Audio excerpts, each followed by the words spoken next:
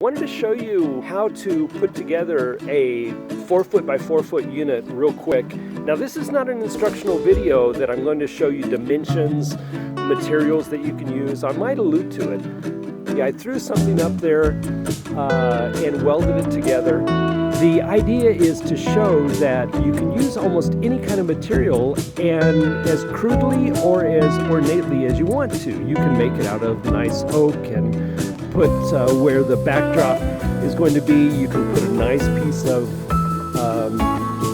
plywood, a CDX or OSB or whatever in your area that is very resistant. Then you can put some kind of sheeting, plastic, some kind of a thermal material if you want, and then at the very bottom have a nice cabinet built. You can put rollers on this so that you can move it around in your garden, make it out of a nice cherry, mahogany, or oak, and make it more ornate. But I did this because here we have 3/8 inch rebar, we have some 1-inch square tubing, very old, very rustic, but all this is going to be covered up so that it will not be an eyesore like it looks right now. There's a lot of variations that you can do, and that's one of the neat things about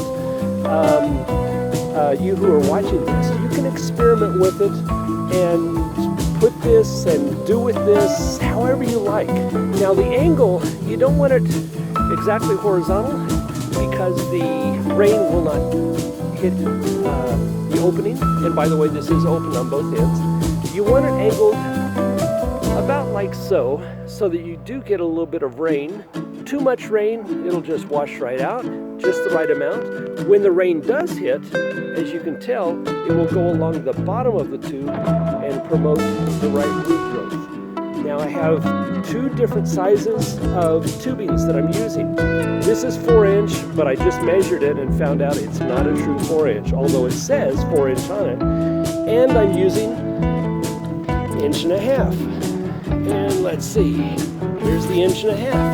They're 8 inches long both, open on both ends, and you're thinking, what in the world can grow on an 1.5 inch tube that is 8 inches long? And here's a good example for you of what can grow. I have these little lettuces, and they take off quite well. So for a backdrop, I'm using, this is 1/2 inch OSB, and here's a piece of wood that I found. This is leaning up against a barrel. You want it to be about arm's length, so it's easy to work on. Now another neat point on this before I start stacking on the tubes, and I'll show that in just a second, is you can sit down and build your wall. And why that's important is there's a lot of gardeners out there that have back problems. There's a lot of gardeners out there that are, because of their age, they can't bend over. And they have all this knowledge on how to do incredible gardening and techniques, but they just can't get out there in the garden like they want to. And this is a good alternative to put your chair up, have a pile of tubing next to you, and just lay out your garden. And you don't have to do all the bending over, the stooping, the sweating. Just put out your garden, put the little seedlings in there, and 3 weeks to 2 months, have an incredible harvest. So while I was placing some of the plants in the section here, the unthinkable happened. Actually, it happens all the time. And not to panic, but I wanted to show you this because some of you are thinking, how do you plant these? Well, a nice little 2 seedlings of lettuce fell out, and it's doing pretty good with root system. Oh, here's a section of the wall that I need to change out. So how you can plant these is simply drop it in the bottom, and you're going to pack the soil in from the bottom. There's an easier way, but this is kind of how to handle an emergency. And you just press the tube in. And the soil will come right up to the plant then, the seedling will come right up to the top. Put a little bit of soil, pack around, and it's always a good thing to wear gloves. I think I just saw, yeah, a little spider there. So once you pack the soil around, it's ready to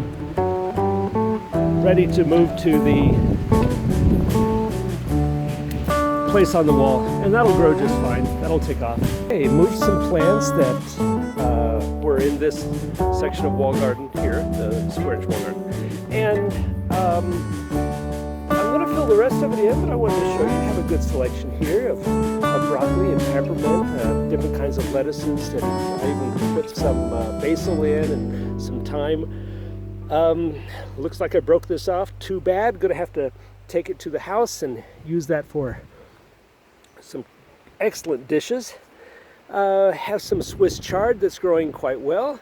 I might throw a few beets in there, but I wanted to show you just what I have so far. A couple of rows. In between, I'm putting a 1.5 inch. And that will allow, in this small section right here that I'm backing up and showing you, will allow about 400 plants, or that would, 10 square foot up against the wall.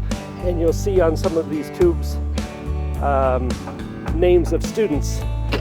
Right now everyone is huddled away in their houses on internet studying, but the idea is that this is perfect for a school project, a senior citizen home, any type of a community garden project, because you can pack so many vegetables in just a small space.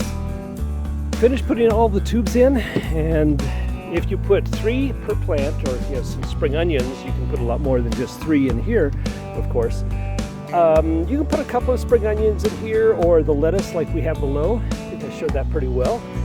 And so if you count them all up, the big tubes multiply by 3, that's how many plants can go in each one, or more. And these tubes multiply by 1 or 2, you'll find that you can put well over 400 plants, vegetables, that will do excellent in your square-inch wall garden.